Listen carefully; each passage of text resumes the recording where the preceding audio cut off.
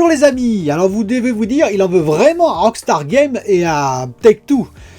Eh bien non, enfin non, un petit peu quand même, et je vais vous expliquer pourquoi dans cette vidéo. Je vais aussi revenir sur la Xbox Live, sur l'information que j'ai donnée dans ma dernière vidéo. Je vais faire un rectificatif, et je vais également, pour finir, parler bien sûr du State to Play de Sony, de PlayStation qu'on a eu hier, donc que j'ai regardé en direct. Alors pourquoi est-ce que je reparle à nouveau de GTA V, de Rockstar Games et donc surtout de Take-Two avec son président? Eh bien j'en reparle parce qu'il m'est arrivé une étrange aventure, donc jeudi à midi, au moment où j'ai mis ma vidéo en ligne, la précédente vidéo. En fait, j'ai mis ma précédente vidéo et au bout d'un moment, il y a eu marqué, donc j'ai tout réglé, et il y a marqué éligible. Bah oui, vous vous doutez bien que je mets pas des pubs, qu'il n'y a pas des pubs dans mes vidéos pour rien, quoi. Bah, évidemment, je suis éligible, donc je suis monétisé. Alors, je vais être transparent avec vous, je gagne entre 1 et 2 euros pour les plus petites vidéos, jusqu'à 7-8 euros pour les plus grosses vidéos. Donc, c'est pas encore la fortune, mais après tout, ça va peut-être me payer les jeux, quelques jeux, ce serait pas plus mal pour après vous retranscrire mes impressions sur différents jeux. Bon, il faut savoir que j'ai pas encore été payé, entre guillemets, mais ça, c'est une parenthèse. Et donc, voilà, donc elle est éligible, tout va bien. Et puis, elle devait sortir à 17h, et 17h moins 10, je sais pas, j'ai eu un instinct, je dis, je vais quand même aller vérifier les quelques informations que j'ai mis, et là, aux surprises, je vois inéligible. Inéligible la vidéo qui allait sortir 10 minutes après. Affolement, vous imaginez bien, je clique dessus, et là, qu'est-ce que je vois? Alors là, la surprise totale, je vois que je suis inéligible à cause, on va dire du trailer, d'un morceau de trailer vidéo, je précise, sans le son, que j'ai mis de GTA V. J'ai pris le trailer officiel GTA V, qui est normalement destiné à faire la pub à GTA V, donc à être diffusé massivement. J'ai pris 1 minute de ce trailer, je l'ai incorporé en fond, et là, j'étais inéligible à cause de ça. Alors là, je vais vous dire, je suis tombé par terre. Parce que, je vous explique, un trailer, normalement, c'est fait déjà pour être diffusé massivement, et c'est fait pour donc faire la publicité au jeu en question. Ça aide à la publicité au jeu. Donc quand les youtubeurs en parlent, quelque part, ça en fait la publicité. Certes, moi, j'en ai pas fait une très très bonne publicité, mais ils sont pas censés le savoir. Du moins, l'algorithme YouTube n'est pas censé le savoir. D'autant plus que j'utilise énormément de trailers. Witcher 3, je l'ai utilisé. J'ai utilisé, par exemple, Marvel Avengers, j'ai utilisé. J'ai utilisé, bien entendu, tous les jeux que vous avez vus. Donc Cyberpunk 2077. Je parle même pas de Assassin's Creed Valhalla, et j'en passe. Et donc, jamais eu de problème. Et là, j'ai utilisé le GTA V trailer, et j'ai été, en quelque sorte, puni. C'est-à-dire qu'ils allaient reprendre mes droits, mes quelques euros que j'allais gagner, pour se financer eux-mêmes.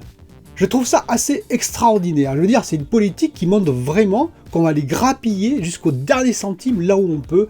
C'est juste énorme. Enfin, énorme, pas dans le bon sens à mon avis. Donc voilà, je voulais revenir là-dessus parce que franchement, il y en a qui m'ont dit, oui, mais après tout, GTA 5, on paye 75 euros, je suis prêt à le payer, GTA 6 plutôt, 75 euros parce que finalement, ça va être un grand jeu, ça va permettre de financer. Oui, mais enfin, vous avez déjà 6 milliards d'euros, vous grappillez en plus comme ça sur les youtubeurs, sur tout ce que vous pouvez, ça montre un petit peu, je dirais, l'idée, la politique qu'il y a derrière. On peut être une entreprise de jeux et vouloir faire des bénéfices, c'est tout à fait normal. Mais à un moment donné, il faut aussi penser aux joueurs, il faut montrer, ou même au moins faire semblant de montrer qu'on aime les joueurs, qu'on aime en fait ceux qui vous financent. Et là, Take-Two, je me dis, franchement, son patron, alors je ne connais pas le patron, je répète, mais bon, ça m'a l'air d'être un sacré financier quand même, voilà, c'est ce que je voulais dire et vous revenir là-dessus. Donc voilà pourquoi ce titre est donc c'est assez étrange, mais tout à fait justifié à mon humble avis. Pour poursuivre, nous allons parler maintenant du Xbox Live. Et oui, le Xbox Live, à peine ai-je sorti ma vidéo en disant qu'il serait peut-être gratuit, à peine quand il y a eu une information, une contre-information, on va dire, de Microsoft qui a dit non, il restera tel qu'il est. Alors l'information, elle vient déjà de qui? Elle vient de Jeff Grubb. Jeff Grubb, c'est un journaliste qui est assez réputé dans le domaine et qui a eu des sources internes qui ont pour ce Xbox Live qui serait gratuit. En fait, il dit pas tout à fait ça. Quand on analyse ses propos, je pense qu'en fait, on a un peu déformé ses propos en général.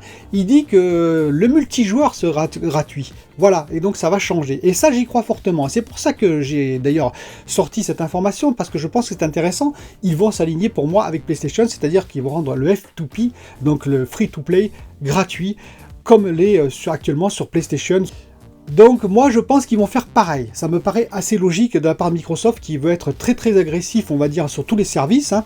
Et bon, ils veulent effectivement être les premiers là-dedans, et ils n'ont pas qu'un seul adversaire en vue, ils ont bien entendu PlayStation, avec son PlayStation Plus et son PlayStation Now, mais ils ont aussi, et surtout peut-être d'ailleurs, ils ont Stadia et GeForce Now de Nvidia. Je pense qu'ils veulent vraiment, et puis ils veulent empêcher peut-être d'autres acteurs de s'installer, comme par exemple Amazon, et j'en passe, ou Apple, et donc voilà, ils veulent s'imposer comme étant les premiers en termes de services sur le cloud et aussi sur les services de jeux à la Netflix, on va dire, tels que le Game Pass.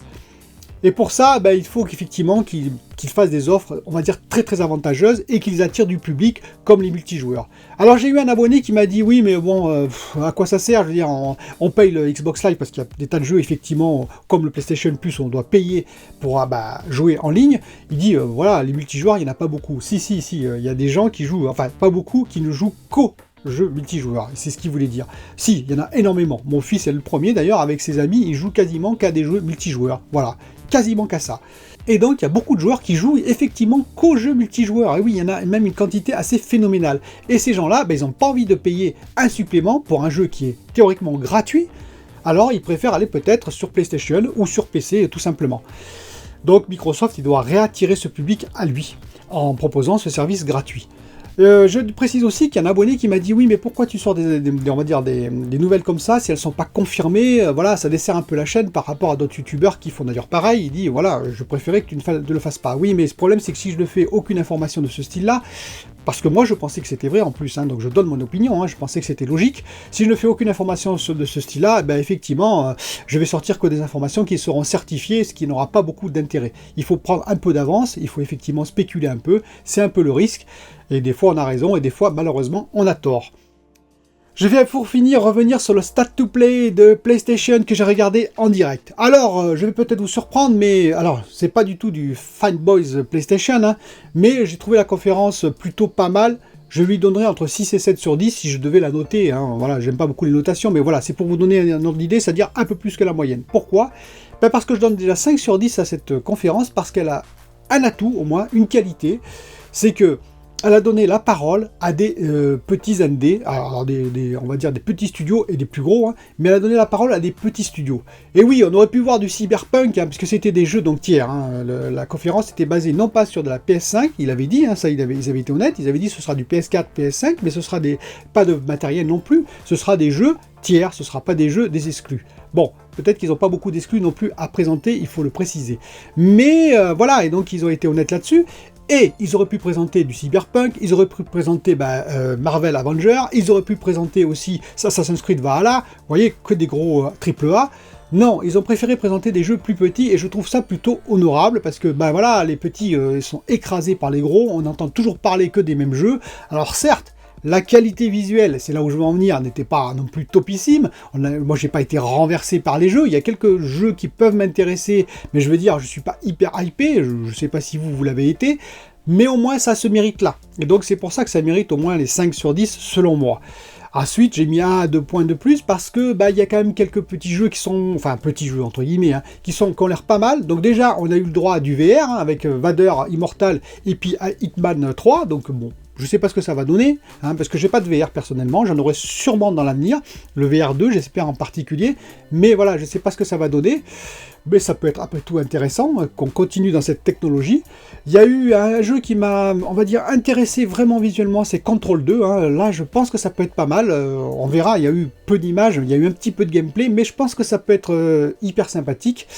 On a eu un jeu PS5, The Passless, excusez-moi, hein, The Passless je crois.